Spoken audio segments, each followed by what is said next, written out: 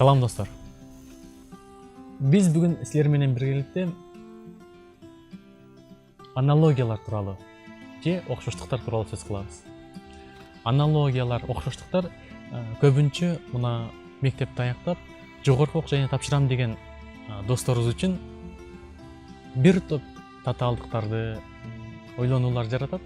Анткени бул аналогиялар мектеп программасында өтүлбөйт. Ошондуктан бизге тааныш эмес дейт ойлойм. Бирок андай эмес. Эмне үчүн андай экендигин буюрса алдыда түшүнүүгө аракет кылабыз. Анда эмесе аналогиялар, окшоштуктар биринчи сабак.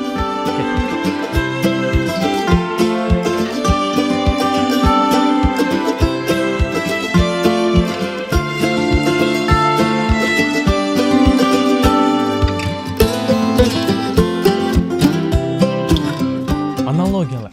Бул эмне? Кандай термин? Эмнени туюндурат? Эмнени түшүндүрөт? Деген сыяктуу суроолор жаралган болсо, ошого жооп берүүгө аракет кылалы. Бул албетте биздин кыргыз тилинин төл сөзү эмес. Бул бизге грек тилинен кирген. Кыргыз тилинде окшош, окшоштук, дал келүү, туура келүү, бирдей, төп келүү деген сыяктуу маанилерди берет. Эми биз ушулардын ичинен көпчүлүк пайдаланган, көп пайдаланган окшош же окшоштук дегенди алабыз. Эми карап көргүлө. Албетте термин өзү эле түшүнүктүсүз болгондугу үчүн бизди бир топ чочулатышы мүмкүн. Ошондуктан түшүнүктүсүз терминди түшүнүктүү кылуу баарыбыз үчүн жеңилдик жаратат. Буюрса биз ушул аналогияларды, окшоштуктарды бардык үчүн мейли жаш болсун, мейли жаш улуу болсун, мейли орто жаш болсун, кыскасы бардык адамдар үчүн түшүнүктүү кылып жеткирүүгө аракет кылабыз. Мына карап көрөлү. Аналогияларды биз муну окшоштук дедик. Окшош дедик.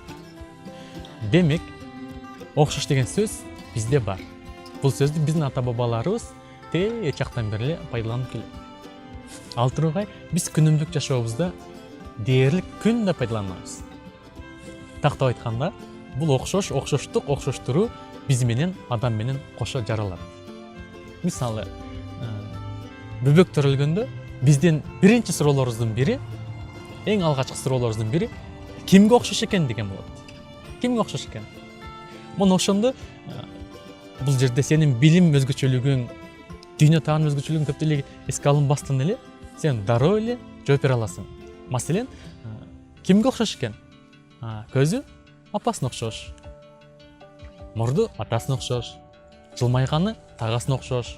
Чачы башкага окшош. Жана ошондой кете берет. Демек байкадыңарбы?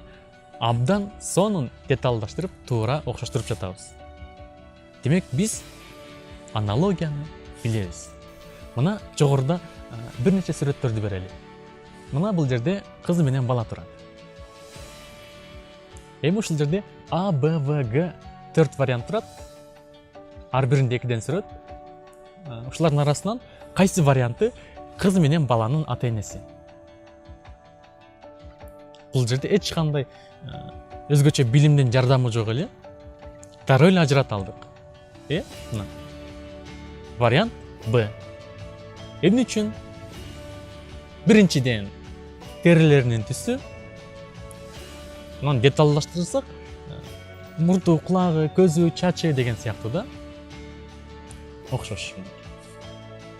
Биз бул жерде эч кандай өзгөчө билимге ээ эмес болгону бизге табият ушундай мүмкүнчүлүк берген. Ошону гана пайдаландык.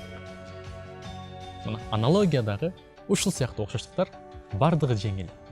Болгону бир аз убакыт керек, анан кичине түшүнүк керек. Демек, биз бүгүнкү сабагыбызды дал ушул жерден токтотуп туралы. Уландысын кийинки сабакта кеп кылабыз. Биз бүгүнкү сабактан эмнени алып түшүндүк? Аналогия бул биз үчүн жаңылык эмес. Экинчиден, муну үйрөнүү абдан жеңил. Анда кийинки сабактан жолугушканча сак саламат, маанайыңар шат, аман эсен, тынч болгула.